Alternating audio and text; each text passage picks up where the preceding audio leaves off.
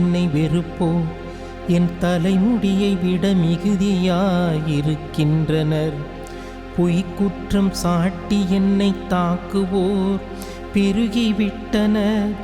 நான் திருடாததை எப்படி திருப்பித் தர முடியும்? ஏனெனில் உன் பொருட்டே நான் இழிவை ஏற்றேன். வெட்கக்கேடு என் முகத்தை மூடிவிட்டது. என் சகோதரருக்கு வேற்று மனிதனானேன்.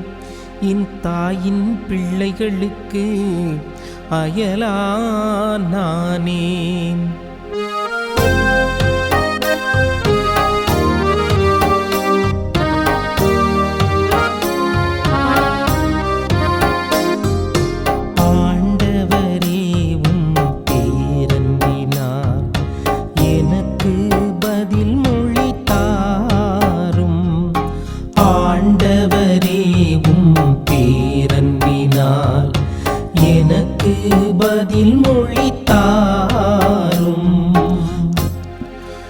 உமது இல்லத்தின் மீது எனக்குண்டான ஆர்வம் என்னை எரித்துவிட்டது.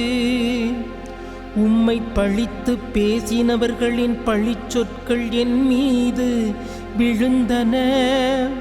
ஆண்டவரே, நான் தக்க காலத்தில் உம்மை நோக்கி விண்ணப்பம் செய்கின்றேன்.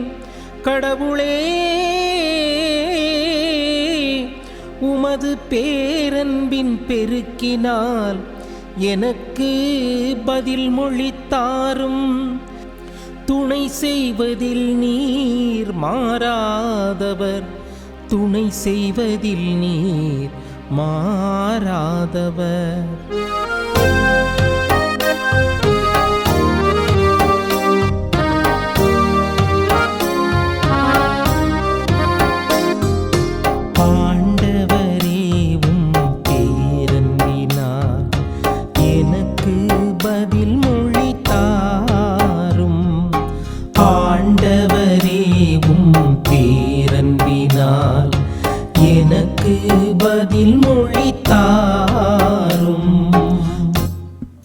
இதை இயேசுவில் பிரியமான சகோதர சகோதரிகளே, மாதா தொலைக்காட்சியின் பக்தர்களே, உங்கள் அனைவருக்கும் என் இனிய வணக்கங்கள். தினம் ஒரு திருப்பாடல் நிகழ்ச்சியின் மூலம் நாம் இன்று சிந்திக்கவிருக்கின்ற திருப்பாடல் 69. இந்த ஒரு திருப்பாடலானது ஒரு புலம்பல் திருப்பாடலாக அமைகின்றது. ஆண்டவரிடம் உதவியை வேண்டி தன்னுடைய சூழ்நிலையை எடுத்து கூறி பாட இருக்கின்ற ஒரு திருப்பாடலாக அமைந்திருக்கின்றது. இதனை பாடியவர் தாவீது அரசர் என்று நமக்கு ஆதாரங்கள் கூறுகின்றது. தாவீது அரசரை அவருடைய எதிரிகள் சூழ்ந்து நின்று பொய்க்குற்றம் சாட்டி அவரை தொந்தரவு செய்கின்ற அந்த ஒரு சூழ்நிலையில் இந்த ஒரு திருப்பாடலானது தாவீது அரசர் பாடுகின்றார். ஆண்டவர் மட்டுமே அவருக்கு உதவி செய்ய முடியும் என்பதற்காக தன்னுடைய நிலையை ஆண்டவரிடம் எடுத்து கூறுகின்றார். இந்த திருப்பாடலின் முதல் 3 வசனங்களை நாம் பார்த்தோமே என்றால், தாவீது அரசர் இவ்வாறு கூறுகின்றார்: வெள்ளம் என் கழுத்தளவு வந்துவிட்டது, ஆழமிகு நீத்திரருள் அமிழ்ந்திருக்கின்றேன், நிற்க இடமில்லை, நிலை கொள்ளாத நீருக்குள் ஆழ்ந்திருக்கின்றேன், வெள்ளம் என் மீது புரண்டோடுகின்றது, கத்தி கத்தி களைத்து போனேன், தொண்டையும் வறண்டு போனது என்று சொல்லி தன்னுடைய நிலையை அந்த ஒரு நீரில் அவர் தத்தளிக்கின்ற அந்த ஒரு நிலையாக ஆண்டவருக்கு எடுத்து கூறுகின்றார். இதோ என்னுடைய எதிரிகள் எல்லாம் வந்து என்னை அலைக்கழிக்க வைத்து நான் அந்த அலைகளின் மீது ஏறி வர முடியாத அளவுக்கு என்னை புதைக்க பார்க்கின்றார்கள்.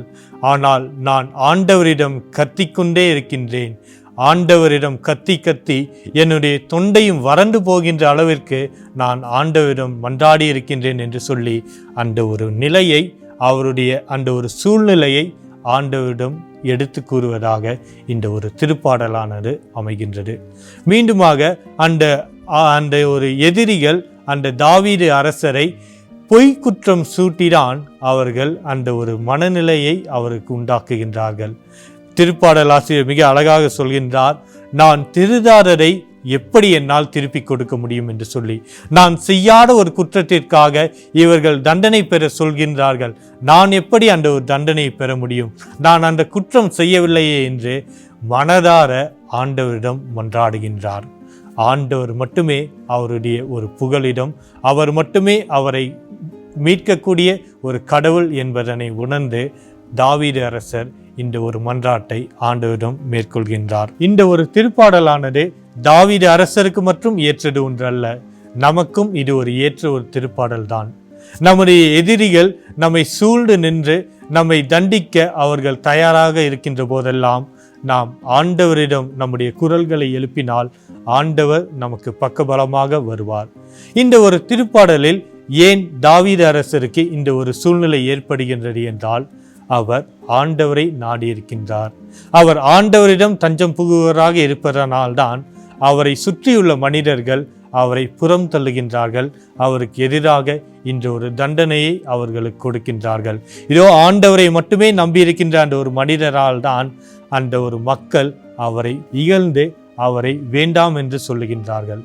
இந்த ஒரு சூழ்நிலையில்தான் ஆண்டவர் அவரோடு இருக்கின்றார் என்பதனை அவர் உணர்ந்து அந்த ஒரு மன்றாட்டை ஆண்டவரிடம் சமர்ப்பித்தால் மட்டுமே அவர் என்னை மீட்டு கொள்ள முடியும், அவர் மீது கொண்டுள்ள நம்பிக்கை ஒருபோதும் குறைவுபடாது என்று சொல்லிதான் இன்றைய திருப்பாடலை தாவீது அரசர் பாடுகின்றார். நாமும் ஆண்டவரிடம் நம்பிக்கை வைத்திருக்கின்றோம். ஆனால் நெருக்கடியான சூழ்நிலைகள் வருகின்ற போது நாம் ஆண்டவரிடம், ஆண்டவரே இந்த சூழ்நிலை ஏன் எனக்கு மட்டும் கொடுக்கின்றீர் என்று சொல்லி நம்முடைய அவநம்பிக்கையை தான் நாம் அந்த தருணங்களில் வெளிப்படுத்துகின்றோம். ஆனால் அந்த ஒரு தருணத்திலும் கூட, எதிரிகள் புடைசூழ்ந்து நிற்கக்கூடிய அந்த ஒரு தருணத்திலும் கூட, நாம் தாவீது அரசரை போல் ஆண்டவர் மட்டுமே என்னுடைய புகலிடம், அவரே என்னை பாதுகாப்பார் என்ற ஒரு மனநிலையில் நாம் ஆண்டவரிடம் நம்முடைய குரலை எழுப்பினோமானால் ஆண்டவர் நமக்கு துணை நிற்பார். அவர் நம்மோடு இருக்கின்ற போது எந்த ஒரு பிரச்சனைகளோ, எந்த ஒரு கவலைகளோ, எந்த ஒரு எதிரியின் சூழ்நிலையோ நம்மை தாக்காது, நம்மை அவர் கீழே விழுக விடமாட்டார். இந்த ஒரு மனநிலையோ நாம் தாவீது அரசரோடு இணைந்து ஜெபிப்போம். அன்பின் ஆண்டவரே, இதோ என்னுடைய நெருக்கடியான வேளையில் நான் உம்மை நோக்கி மன்றாடிய போதெல்லாம் நான் தகுதியான ஒரு நம்பிக்கையோடு அல்லாமல் அவநம்பிக்கையில்தான் உம்மை நோக்கி மன்றாடியிருக்கின்றேன். என்னுடைய அவநம்பிக்கை என்னை விட்டு நீங்க வேண்டுமாயும், நீர் என்னோடு என்னாலும் இருக்கின்றீர் என்ற ஒரு தைரியத்தோடு என்ன நேர்ந்தாலும் உம்மிடம் அடைக்கலம் புகக்கூடிய அந்த ஒரு மனநிலையை எனக்கு தந்தரல வேண்டுமாய் எங்கள் ஆண்டவராகிய கிறிஸ்து வழியாக உம்மை மன்றாடுகின்றோம். ஆமீன்.